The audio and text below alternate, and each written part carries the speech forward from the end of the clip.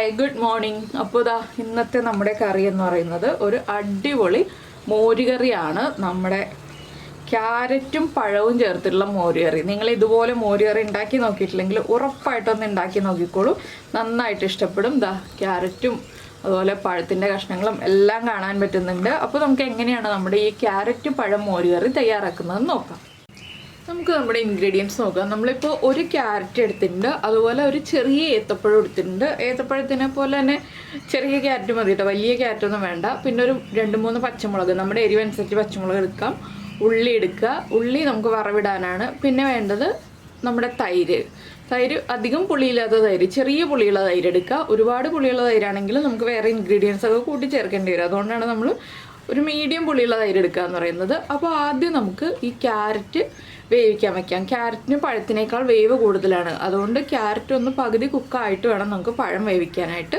അപ്പോൾ ക്യാരറ്റ് നമുക്ക് കട്ട് ചെയ്ത് കുക്ക് ചെയ്യാൻ വയ്ക്കാം. ഞാൻ ക്യാരറ്റ് ഒന്ന് കട്ട് ചെയ്തെടുക്കട്ടെ. അപ്പോൾ നമ്മൾ ഒരു ചട്ടിയിൽ കുറച്ച് വെള്ളം വെച്ചിട്ടുണ്ട്. ചട്ടിയിൽ വേവിക്കണമെങ്കിൽ ചട്ടിയിൽ വേവിക്കാം, കൂടുതൽ ടേസ്റ്റ് ഉണ്ടാവും. ഇല്ലെങ്കിൽ കുക്കറിൽ ഒരു വിസിൽ വരുന്നവരെ വേവിച്ചാലും മതി.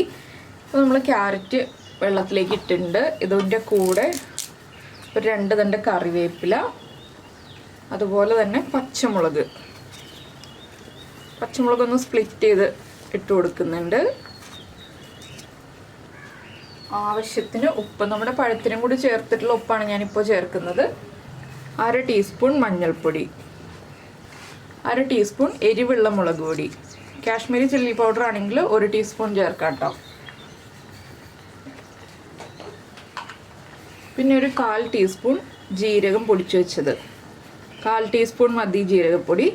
എന്താണെന്ന് വെച്ചാൽ നമ്മൾ തേങ്ങയൊന്നും അരയ്ക്കുന്നില്ലല്ലോ, അതുകൊണ്ടാണ് 1/4 ടീസ്പൂൺ. 1/4 ടീസ്പൂൺ ഉലുവ പൊടിച്ചതും. ഇനി ഇതൊന്ന് കുക്കായി വരട്ടെ. കുക്കായി പകുതി ആകുമ്പോൾ നമുക്ക് പഴം ചേർത്ത് കൊടുക്കാം. അതുവരെ വെയിറ്റ് ചെയ്യാം. ഇപ്പോൾ നമ്മുടെ തൈരൊക്കെ ഒന്ന് ഉടച്ചെടുക്കുക നന്നായിട്ട്. എന്താണെന്ന് വെച്ചാൽ തൈരിന് കട്ട ഉണ്ടെങ്കിൽ കട്ട ഉടച്ചെടുത്താലേ പെർഫെക്റ്റ് ആവുള്ളൂ. അപ്പോൾ ഇതൊന്ന് കുക്കായി വരട്ടെ, അതുവരെ നമുക്ക് വെയിറ്റ് ചെയ്യാം. അപ്പോൾ നമ്മുടെ ക്യാരറ്റ് ഇപ്പോൾ പകുതി കുക്കായി വന്നിട്ടുണ്ട്. നമുക്കിനി ഇതിലേക്ക് നമ്മുടെ ഏത്തപ്പഴം കട്ട് ചെയ്ത് ചേർക്കാം. ഞാനിപ്പോൾ ഏത്തപ്പഴം 4 കട്ട് ചെയ്തിട്ട്, നമ്മൾ ചിപ്സിനൊക്കെ കട്ട് ചെയ്യില്ലേ അതുപോലെയാണ് കേട്ടോ കട്ട് ചെയ്തിട്ടുള്ളത്. ക്യാരറ്റിനോട് ഏകദേശം മാച്ചായിട്ട് വരണമല്ലോ, അതുകൊണ്ടാണ് ഞാൻ ഇതുപോലെ കട്ട് ചെയ്യുന്നത്. അപ്പോൾ ഇതുപോലെ അങ്ങ് കട്ട് ചെയ്ത് ചേർക്കുക. പഴം വേഗം കുക്കാവും കേട്ടോ, ഒരുപാട് ടൈം എടുക്കില്ല പഴം കുക്കായി വരാൻ. പിന്നെ നമ്മുടെ പഴവും കൂടി ചേർന്ന് ഇതൊന്ന് നന്നായിട്ട് കുക്കായി വരട്ടെ. ഒരു 5 മിനിറ്റും കൂടി കുക്കായാൽ മതി. അതിനുശേഷം നമുക്ക് ബാക്കിയുള്ള കാര്യങ്ങളൊക്കെ ചേർക്കാം. ഒന്ന് ഇളക്കി കൊടുത്തിട്ട് അടച്ചു വയ്ക്കുക. അപ്പോൾ 5 മിനിറ്റ് കഴിയുമ്പോൾ കുക്കായി ഉണ്ടാവും. അതിനുശേഷം നമുക്ക് ബാക്കിയുള്ള കാര്യങ്ങൾ ചെയ്യാം. അപ്പോൾ നമ്മളിപ്പോൾ പഴം ചേർത്ത് അടച്ചു വെച്ചിട്ട് ഒരു 5 മിനിറ്റ് ആയി. ഇപ്പോൾ നമ്മുടെ പഴവും ക്യാരറ്റും എല്ലാം കുക്കായി വന്നിട്ടുണ്ട്. നമ്മളൊരു സ്പൂൺ ഉപയോഗിച്ചതുപോലെ ഒന്ന് കട്ട് ചെയ്ത് നോക്കുകയാണെങ്കിൽ ഇത് കണ്ടോ, ക്യാരറ്റും കട്ടായി വരുന്നുണ്ട്, പഴവും കട്ടായി വരുന്നുണ്ട്. അപ്പോൾ നമുക്കിനി ഇതിലേക്ക് നമ്മുടെ തൈര്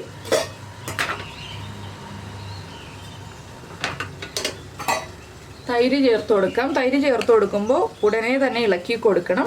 അപ്പോൾ ഞാൻ തൈര് ഒരു സ്പൂൺ ഉപയോഗിച്ച് നന്നായിട്ട് ഇളക്കി ഉടച്ചെടുത്തതാണ്. നന്നായിട്ട് ഫ്ലെയിം കുറച്ച് വെക്കാം കേട്ടോ. ഇനി തൈര് ചേർത്തിട്ട് വേഗം തന്നെ ഇളക്കി മിക്സ് ചെയ്യുക. ഫ്ലെയിം ഓഫ് ചെയ്യുക. ഇനി ചട്ടിയുടെ ചൂടിലിരുന്നിട്ട് നമ്മുടെ മോരുകറി റെഡിയായി വന്നോളും. തൈര് മിക്സിയിൽ അടിക്കുകയാണെങ്കിൽ ഇതിലും കുറച്ചുകൂടി സ്മൂത്തായിട്ട് കിട്ടും കേട്ടോ. ഞാൻ പിന്നെ മിക്സിയിൽ അടിക്കാതിരുന്നത് എന്താണെന്ന് വെച്ചാൽ ചെറിയൊരളവല്ലേ ഉള്ളൂ, അതുകൊണ്ടാണ് മിക്സിയിൽ അടിച്ചെടുക്കാതിരുന്നത്. ഇപ്പോൾ നമ്മുടെ തൈരിൽ നിന്ന് നമ്മുടെ കറിയിൽ നിന്ന് നന്നായിട്ട് ആവി വരുന്നുണ്ട്. ഇനി നമുക്കിതിലേക്ക് വറവ് ചേർക്കണം. വറവ് ചേർക്കാനുള്ള കാര്യങ്ങൾ എന്തൊക്കെയാണെന്ന് എല്ലാവർക്കും അറിയാവുന്നതാണ്. അപ്പോൾ നമുക്കിനി വറവ് ചേർക്കാനുള്ള കാര്യങ്ങൾ നോക്കാം. അപ്പോൾ നമ്മൾ വറവിടാനായിട്ട് ഒരു പാനിൽ വെളിച്ചെണ്ണ ചൂടാക്കിയിട്ടുണ്ട്. അതിലേക്ക് നമുക്ക് 1 ടീസ്പൂൺ കടുക് ചേർത്ത് കൊടുക്കാം. കടുകൊന്ന് പൊട്ടി തുടങ്ങട്ടെ.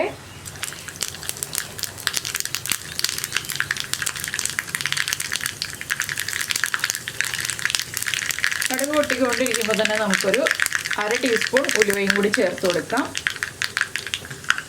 ഇതിലേക്ക് നമ്മൾ എടുത്തു വെച്ചിരുന്ന ഉള്ളി ഉണ്ടല്ലോ, ആ ഉള്ളി കട്ട് ചെയ്തത് ചേർത്ത് കൊടുക്കാം.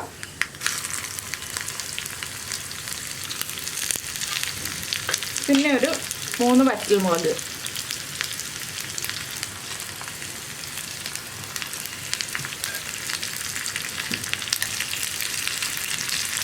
ഇതെല്ലാം ചേർത്ത് നന്നായിട്ട് ഉള്ളി ഒന്ന് കളർ ചേഞ്ച് ആയി വരുന്നത് വരെ ഇളക്കി കൊടുക്കുക. ഇതിൻ്റെ കൂടെ തന്നെ നമുക്ക് കറിവേപ്പിലയും കൂടി ചേർക്കാം. നമ്മുടെ ക്യാരറ്റും പഴവും വേവിച്ചപ്പോൾ കറിവേപ്പില ചേർത്തിട്ടുണ്ട്, എങ്കിലും ഇപ്പോൾ കുറച്ച് കറിവേപ്പില ചേർത്ത് കൊടുക്കുക.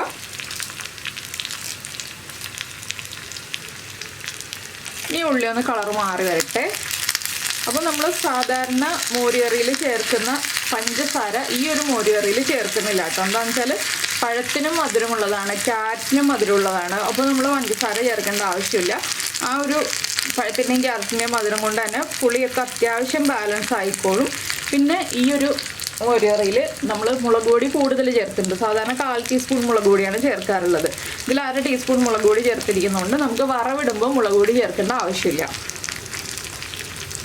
സാധാരണ എല്ലാ മോരുകറിയിലും പുളിശ്ശേരിയിലും ഒക്കെ നമ്മൾ വറവിടുമ്പോൾ മുളക് പൊടി ചേർക്കാറുണ്ട്.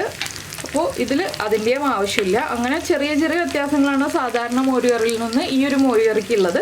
പിന്നെ നമ്മുടെ ഉള്ളിയൊക്കെ ഒന്ന് കളർ മാറട്ടെ. ഈ സമയത്ത് എനിക്ക് നിങ്ങളോടൊരു കാര്യം പറയാനുള്ളത് എന്താണെന്ന് വെച്ചാൽ, നമ്മുടെ ചാനൽ ആദ്യമായിട്ട് കാണുകയാണെങ്കിൽ നമ്മുടെ വീഡിയോ പ്രസൻറ്റ് ചെയ്യുന്ന രീതിയൊക്കെ ഇഷ്ടമുള്ളതായി എന്ന് വെച്ചിട്ടുണ്ടെങ്കിൽ നിങ്ങളൊന്ന് സപ്പോർട്ട് ചെയ്യണേ. എന്താണെന്ന് വെച്ചിട്ടുണ്ടെങ്കിൽ നമ്മുടെ ചാനലൊന്ന് സബ്സ്ക്രൈബ് ചെയ്യുക. സബ്സ്ക്രൈബ് ചെയ്യുന്നതിന് ഈ വീഡിയോയുടെ താഴെയുള്ള റെഡ് സബ്സ്ക്രൈബ് ബട്ടൺ ഒന്ന് ക്ലിക്ക് ചെയ്യുക. അതിൻ്റെ റൈറ്റ് സൈഡിലുള്ള ബെല്ലൈക്കണം ക്ലിക്ക് ചെയ്യുക. അപ്പോൾ ഓൾ എന്ന് പറഞ്ഞിട്ടൊരു ഓപ്ഷൻ കാണാം. ആ ഓളും കൂടി പ്രസ് ചെയ്തിട്ടുണ്ടെങ്കിൽ ഞാൻ എപ്പോഴും വീഡിയോ അപ്ലോഡ് ചെയ്യുമ്പോൾ നിങ്ങൾക്ക് നോട്ടിഫിക്കേഷൻ വരും. അതുപോലെ തന്നെ നിങ്ങൾക്ക് ഇഷ്ടപ്പെടുന്ന റെസിപ്പികളൊക്കെ ആണെങ്കിൽ ഒന്ന് ലൈക്ക് ചെയ്യാനും കമൻറ്റ് ചെയ്യാനും കൂടി മറന്നു പോരുത് കേട്ടോ. മിക്കവാറും ലൈക്കൊക്കെ ചെയ്യാറുണ്ട് കുറേ പേർക്ക് അറിയില്ല ലൈക്ക് ചെയ്യുന്ന കാര്യവും കമൻറ്റ് ചെയ്യുന്ന കാര്യവും. എല്ലാവരും വീഡിയോ കണ്ട് അങ്ങനെ വിട്ടു പോവുള്ളൂ. അപ്പോൾ അതുകൊണ്ടാണ് ഇതിങ്ങനെ മിക്ക വീഡിയോയിലും പറഞ്ഞുകൊണ്ടിരിക്കുന്നത്. ഇപ്പോൾ നമ്മുടെ ഉള്ളിയുടെ കളറൊക്കെ ഒന്ന് ചേഞ്ച് ആയി തുടങ്ങുന്നുണ്ട്. നല്ല ഉലുവയുടെ സ്മെല്ലും അതുപോലെ തന്നെ ഉള്ളി കുക്കായി വരുമ്പോഴുള്ള ആ ഒരു സ്മെല്ലും എല്ലാം ചേർന്നിട്ട് നല്ലൊരു മണം വരുന്നുണ്ട്. ഈ വറവിട്ട് കഴിഞ്ഞിട്ട് നമ്മുടെ മോരുകറി അങ്ങ് അടച്ചു വയ്ക്കുക. നന്നായിട്ട് ചൂട് മാറിക്കഴിയുമ്പോൾ നമ്മൾ എടുത്ത് ചോറിൻ്റെ കൂടെ ചേർത്ത് കഴിക്കാം. നല്ല അടിപൊളി മോരുകറിയാണ്. നല്ല ടേസ്റ്റാണ് പഴവും ക്യാരറ്റും ചേർത്ത് മോരുകറി ഉണ്ടാക്കുമ്പോൾ. അപ്പോൾ ഞാൻ എന്തായാലും ഫ്ലെയിം ഓഫ് ചെയ്തിട്ട് ഇത് നമ്മുടെ കറിയിലേക്ക് ചേർത്ത് കൊടുക്കട്ടെ. അപ്പോൾ നമ്മുടെ മോരുകറിയിലേക്ക് നമ്മൾ റെഡിയാക്കി വെച്ചിരിക്കുന്ന വറവ് ചേർക്കുക. നിങ്ങൾ വറവ് ചേർത്തിട്ട് അടച്ചു വെച്ചോളൂ. ഞാനിപ്പോൾ നിങ്ങൾക്ക് കാണാൻ വേണ്ടിയിട്ട് ഒന്ന് ഇളക്കി മിക്സ് ചെയ്യാണ്. ഇത് കണ്ടോ, നല്ല ഭംഗിയായിട്ടുള്ള മോരുകറി റെഡി ആയി കഴിഞ്ഞു. അപ്പോൾ എല്ലാവരും ട്രൈ ചെയ്ത് നോക്കുമല്ലോ. നമുക്ക് നമ്മുടെ അടുത്ത റെസിപ്പിയുമായിട്ട് നാളെ കാണാം.